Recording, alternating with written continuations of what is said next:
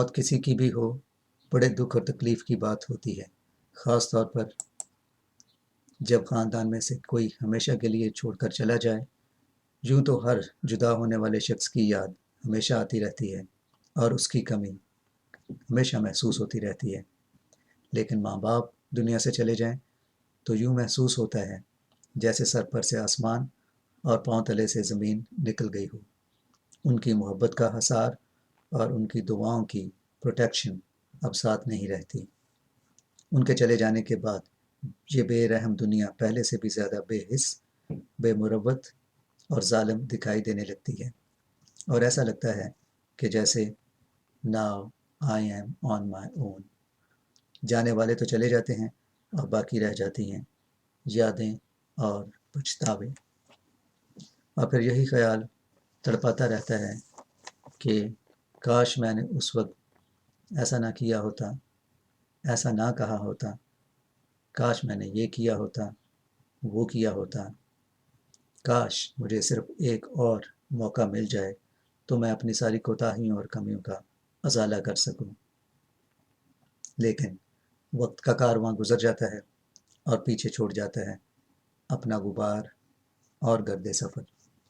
कहते हैं कि माँ बाप के मरने पर हमारे अपने वजूद का कुछ हिस्सा उनके साथ ही मर जाता है और उनके वजूद का कुछ हिस्सा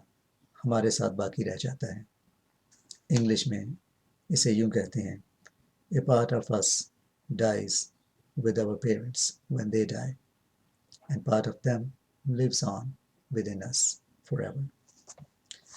माँ बाप की मौत इस ज़िंदगी में पेश आने वाले मुश्किल तरीन लम्हात और हादसात में से सबसे कठिन और मुश्किल वक्त साबित होता है, क्योंकि माँ बाप के साथ, ख़ास तौर पर माँ के साथ, इंसान का दुनिया में आने से पहले ही एक रिश्ता कायम हो चुका होता है। बच्चा जब पैदा होता है तो रोता है, इसलिए नहीं कि उसे कोई दर्द या जिस्मानी तकलीफ़ महसूस होती है, बल्कि वो इसलिए रोता है कि वो अपनी माँ की महफूज और पुरसकून कोख से अलग होने का पहली बार तजर्बा हासिल करता है, और उसे अपनी माँ की कोख से अलग होने की तकलीफ़ और दुख सहना पड़ता है। यही इंसान की पहली सेपरेशन होती है, माँ की महफूज कोख से बेरहम और अजनबी दुनिया में आमद। माँ बाप की मौत पर वही सेपरेशन अब आखिरी और फाइनल सेपरेशन या जुदाई साबित होती है। मैं यहाँ मजहबी अकाद के लिहाज से बात नहीं कर रहा। अब दुनिया वाले क्या कहते हैं, भाई तसल्ली रखो, सबको एक दिन जाना ही है। किसके माँ बाप हमेशा उसके साथ रहे हैं, एक ना एक दिन तो सबके माँ बाप ने छोड़कर जाना ही है। लेकिन जिसके साथ ये अलमिया पेश आता है, सिर्फ वही जानता है कि वो किस कदर भारी दुख और बोझ के तले दब गया है। सिर्फ वही जानता है कि माँ बाप की जुदाई क्या मानी रखती है।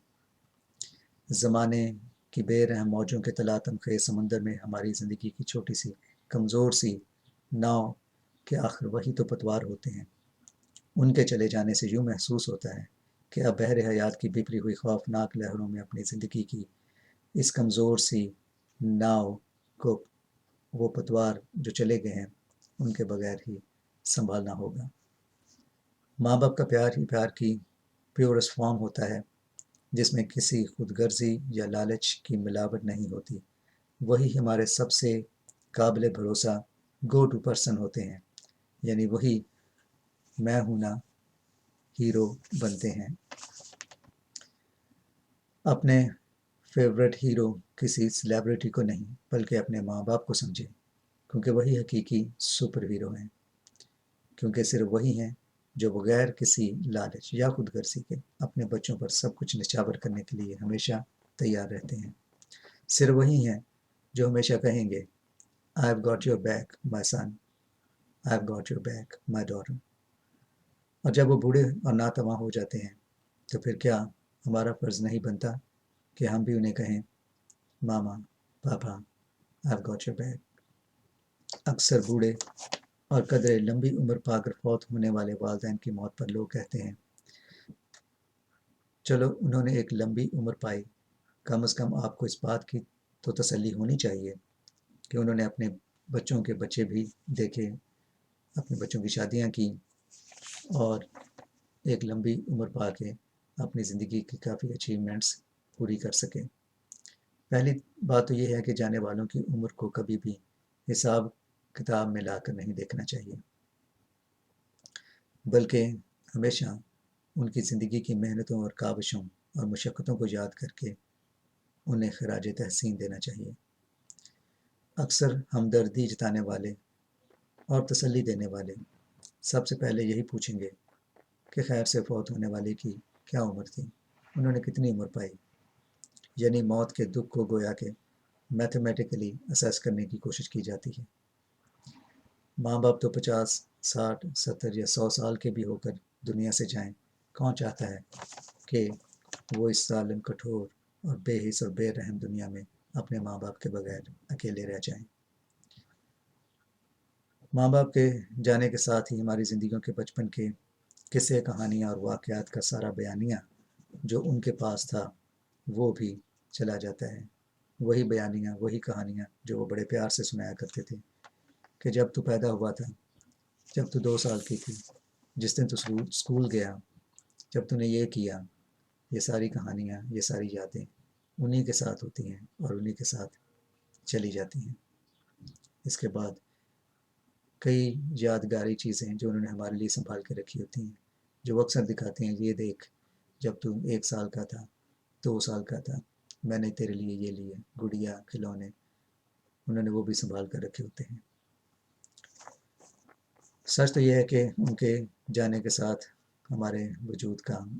ایک بہت اہم حصہ چلا جاتا ہے۔ اب کچھ یہ کہیں گے میرے ماں باپ تو لڑتے جھگڑتے رہتے تھے، انہوں نے میرے لیے کیا کیا، میں نے سب کچھ اپنی محنت سے کیا۔ پیرنٹس کب پرفیکٹ ہوتے ہیں؟ کیا ہم ایز پیرنٹس پرفیکٹ ہیں؟ اگر ہمارے پیرنٹس ہمارے آئیڈیل پیرنٹس نہ ثابت ہوئے تو کیا ہم اپنے بچوں کے لیے آئیڈیل پیرنٹس ثابت ہو سکے ہیں؟ صرف مدرس ڈے پہ اپنی ماں کے لیے کارڈ اور فادرس ڈے پہ اپنے باپ کے لیے بیسٹ ڈیڈ کا کارڈ، صرف مدرس ڈے پہ اپنی ماں کے لیے بیسٹ موم کا کارڈ اور فادرس ڈے پہ اپنے باپ کے لیے بیسٹ ڈیڈ کا کارڈ ہی نہ تھما دیا کریں،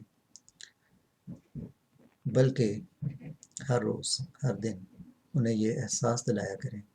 کہ وہی در حقیقت آپ کے بیسٹ موم اور بیسٹ ڈیڈ ہیں اور وہی آپ کے سب سے بڑے سپر ہیرو ہیں۔ یاد رکھیں، بہنیں تو ایک سے زیادہ ہو سکتی ہیں، بھائی بھی ایک سے زیادہ ہو سکتے ہیں، دوست بھی بہت ہو سکتے ہیں، لیکن جنم دینے والی صرف ایک ماں اور جان غسل محنت کر کے پالنے پوسنے والا صرف ایک آدمی، اور وہ باپ ہی ہوتا ہے۔ برٹن رسل نے کیا خوب کہا ہے، ماں باپ خوش ہوں تو نظر آتا ہے، لیکن دکھی ہوں تو نظر نہیں آتا، کیونکہ وہ اپنے دکھ خاموشی سے اندر ہی اندر چھیلتے اور سہتے رہتے ہیں۔ اپنے جابس پر اپنے باس سے چھڑکیں کھا کے، بے عزتی کروا کے واپس گھر آتے ہیں تو مسکراتے ہوئے آتے ہیں۔ ماں باہر سے محنت کر کے آئے، دوسروں کے گھر کام کاج کے، اپنی مالکن کی ڈانٹ ڈپٹ کھا کر، لیکن جب گھر آتی ہے تو گھر آنے سے پہلے اپنے آنسو پوچھ کر ہی دروازے میں داخل ہوتی ہے، تاکہ اس کے بچے نہ دیکھ پائیں کہ وہ باہر سے کس قدر دکھی ہو کر لوٹی ہے۔ اور پھر ایک دن وہ اپنی مشقت اور اپنی محنتوں سے مکت ہو جاتے ہیں۔ ماں باپ بوڑھے ہو جائیں، بیمار ہو جائیں، چلنے پھرنے سے قاصر ہو جائیں تو ہم اکثر ان کی اس حالت سے بیزار آ جاتے ہیں، لیکن سوچیں اگر آپ اس بستر پر پڑے ہوں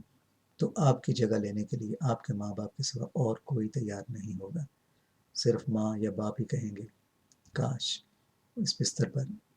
اپنے بیٹے اپنی بیٹی کی جگہ میں ہو سکتا، صرف ایسا ماں باپ ہی سوچ سکتے ہیں۔ یاد رکھیں کہ جب بھی مدرس ڈے یا فادرس ڈے آتا ہے تو دنیا کی کل آبادی کا 1/3 حصہ اپنے ماں باپ سے محروم ہوتے ہیں، یعنی کوئی نہیں ہوتا جس کو وہ مدرس ڈے یا فادرس ڈے کا کارڈ دے سکیں، یا انہیں مدرس ڈے یا فادرس ڈے کی